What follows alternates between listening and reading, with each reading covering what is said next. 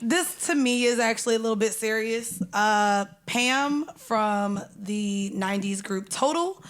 Yeah. If you guys do not know, she recently came out this week by admitting that she actually lied about her ex-husband being Centoya Brown's current husband, who is also a former member of Pretty Ricky. He is who replaced Pleasure when Pleasure had all of that going on. But in the video, Pam said, do you want to read that, O? I come before you today with deep regrets concerning a statement I'm about to make. On October the 20th, 2019, for my show Pam's World, I made a comment about my ex-husband, Jamie Long. There you go. And, sorry, the gnat was next to me. Notorious B. All right. Well, come on, Notorious B. I got it. This is gross. I'm mad we got the applause for this.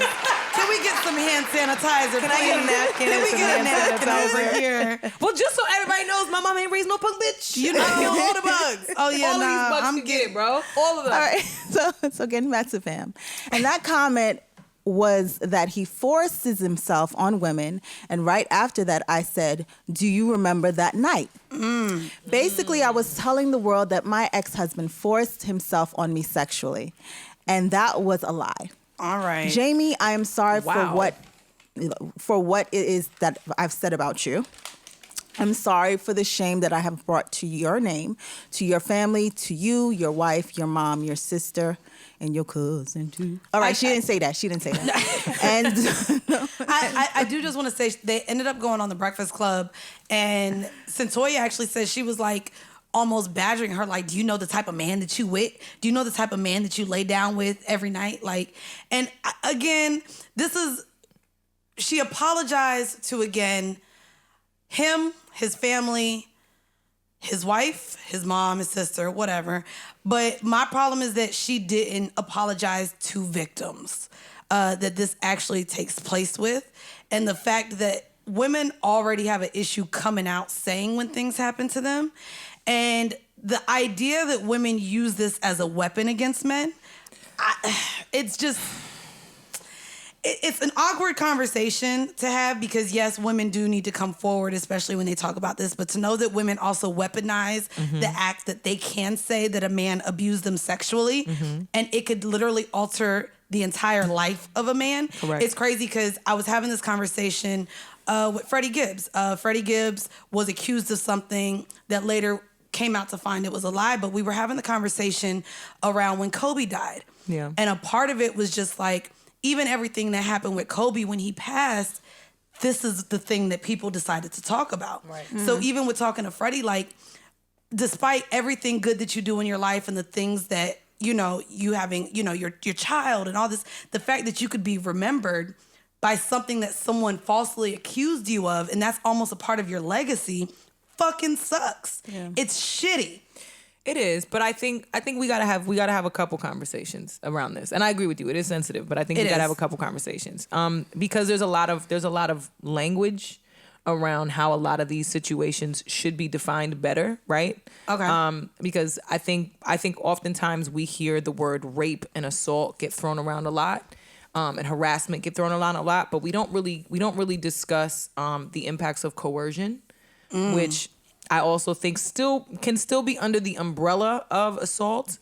However, I think I do think we have to distinguish the difference between somebody forcing themselves on you and you saying no and not having the power at any point, whether physically or mentally or emotionally, to get up and stop the activity from going on, and make the separation between that and you participating in a number of conversations and showing up in different scenarios at different points of time where there is room for you to be manipulated and you to be I think the coercion part of it we have to discuss, because I know a lot of women who have been in situations with men where it may have felt like they were taken advantage of in the moment, when in fact It was coercion. when in fact they consented to it and they just regretted it afterwards, and that's totally acceptable. That's honestly what I'm reading from here. Correct. That's how this feels to me. This feels to me like she cried wolf a little bit, but in actuality,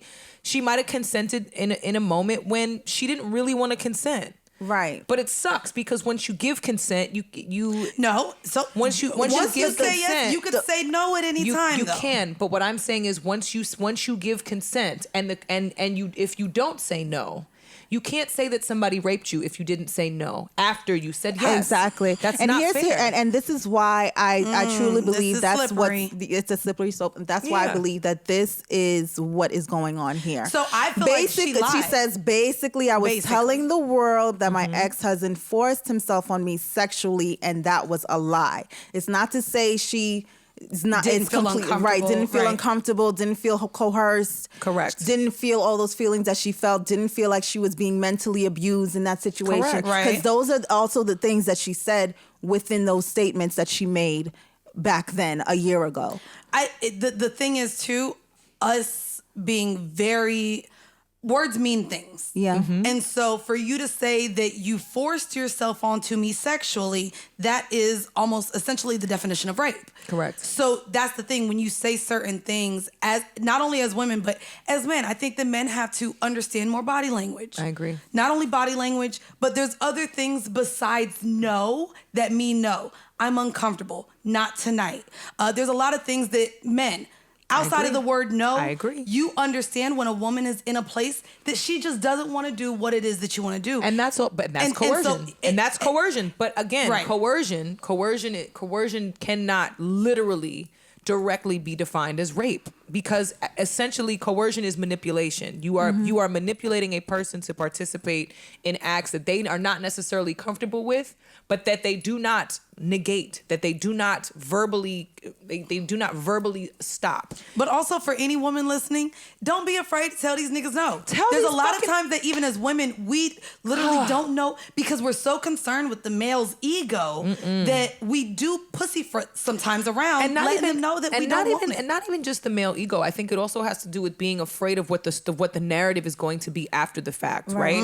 Like if you're in a situation with a guy and he invites you up over whatever for drinks or to chill, you kicking it, whatever, it's late night, yada yada yada. Even if you don't let him take it down and you leave, the assumption and the narrative could still be, oh yeah, well she was over here, so you know what's up, you know what type of time we was on. I got lied on a couple times in my life. A lot of men lie. So it's almost, so the thought process for sometimes can be, well, I'm already here, so fuck it, like might as well, because he's gonna tell his boys that we did anyway. There's a lot of context that has to be provided. And then there's the whole thing of, oh, he won't like me, blah blah blah blah blah. Right. Bullshit. But that is again is something we have to, and it's something I say, rejection. For whatever reason, it is what most people fear. Yeah. Yo, we can't be afraid if these niggas don't want us. But in certain situations, there are men that deliberately get nasty and mean and standoffish when they don't get what they want, and that's fine. And if they not even just that, but they also go against. And we're watching it now. We're watching it with Russell Simmons. We're watching it now. There are multiple women who have come out with the same testimony about how he has forced himself on these women.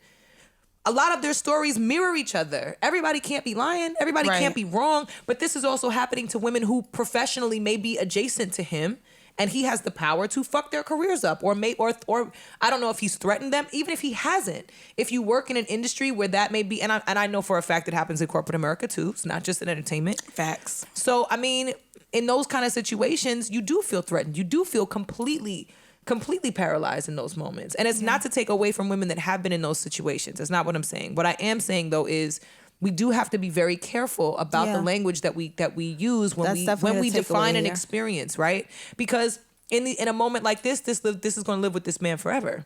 Yeah. This is a stain on him forever, no matter what happens. Yeah, we need to be very careful with that. But like I said, as far as men, there's a lot of ways to say no. Mm-hmm. So outside of you saying no, there's a lot of ways that you need to be aware that a woman is not comfortable, because at the end of the day, if she is in fact uncomfortable and she comes out and lets people know that she felt uncomfortable or she felt in any way abused by you in that instance, again, it can affect literally your legacy and the way you go forward with your life. So I just think, pussy is great, but it ain't worth ruining your goddamn life over. It surely is not.